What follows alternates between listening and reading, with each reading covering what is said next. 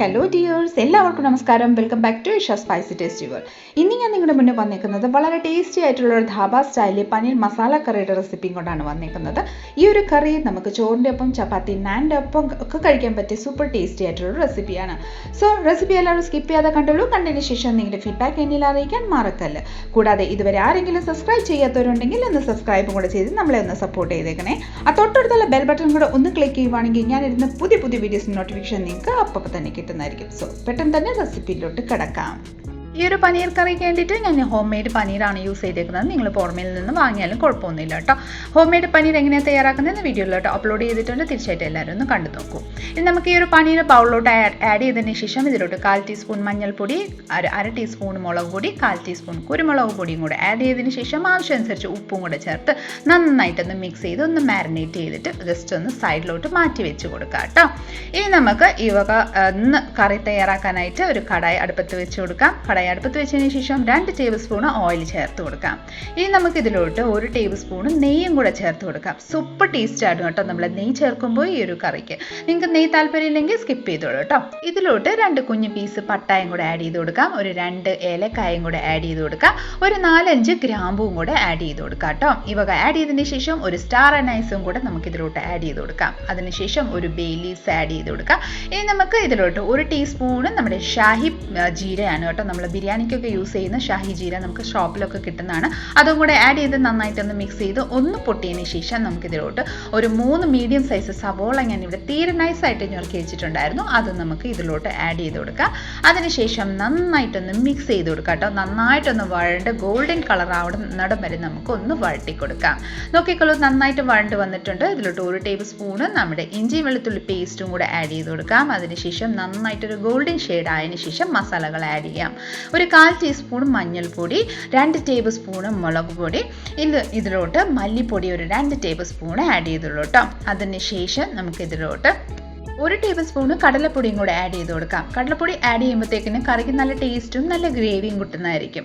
ഇനി നമുക്കിതിലോട്ട് ആവശ്യമനുസരിച്ച് ഉപ്പും കൂടെ ചേർത്ത് മസാലകളുടെ ആ ഒരു കൊത്തുമണം മാറുന്നിടം വരെ നമുക്ക് നന്നായിട്ടൊന്ന് വഴട്ടി കൊടുക്കാം. നന്നായിട്ടൊന്ന് വഴട്ടിയതിന് ശേഷം 3 മീഡിയം സൈസ് തക്കാളിക്കായി നന്നായിട്ട് അരച്ച് പേസ്റ്റ് ആക്കി എടുത്തിട്ടുണ്ട്. അത് നമുക്ക് ഈ ഒരു മസാലക്കൂട്ടിലോട്ട് ആഡ് ചെയ്ത് നന്നായിട്ടൊന്ന് മിക്സ് ചെയ്ത് കൊടുക്കാം കേട്ടോ. ഇത് നന്നായിട്ടൊന്ന് വഴട്ടിയെടുക്കാം. നന്നായിട്ടൊന്ന് വഴണ്ട് വരാൻ വേണ്ടിയിട്ട് നമുക്ക് ലിറ്റിട്ട് ക്ലോസ് ചെയ്ത് ഒരു 5 മിനിറ്റ് കുക്കാൻ വേണ്ടിയിട്ട് വെയിറ്റ് ചെയ്യാം.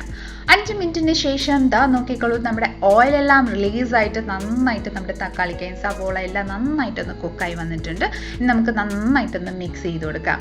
നന്നായിട്ടൊന്ന് മിക്സ് ചെയ്തതിന് ശേഷം നമുക്ക് ഇതിലോട്ട് 1 ടേബിൾ സ്പൂണ് തൈര് നന്നായിട്ടൊന്ന് അതായത് നന്നായിട്ടൊന്ന് മിക്സ് ചെയ്തതിന് ശേഷം നമുക്ക് ഇതിലോട്ട് ആഡ് ചെയ്ത് കൊടുക്കാം കേട്ടോ. ഇനി നമുക്ക് നന്നായിട്ടൊന്ന് മിക്സ് ചെയ്ത് കൊടുക്കാം. തൈരും ആ ഗ്രേവി നന്നായിട്ടൊന്ന് മിക്സ് ആവുന്നിടം വരെ ഒന്ന് മിക്സ് ചെയ്ത് കൊടുക്കാം.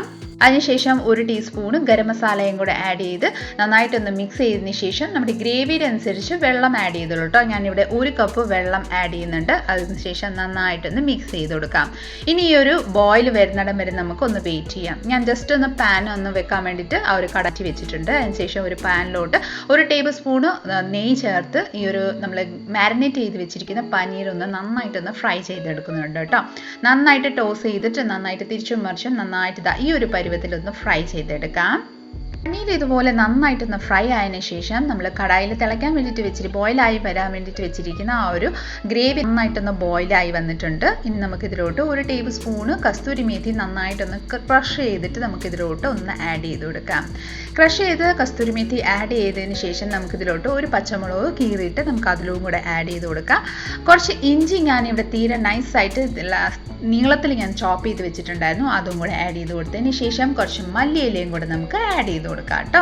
ഈ വക ആഡ് ചെയ്തതിന് ശേഷം നമുക്ക് ഇതിലോട്ട് നമ്മൾ റോസ്റ്റ് ചെയ്ത് അതായത് ഫ്രൈ ചെയ്ത് വെച്ചിരിക്കുന്ന പനീരും കൂടെ ആഡ് ചെയ്ത് കൊടുക്കാം.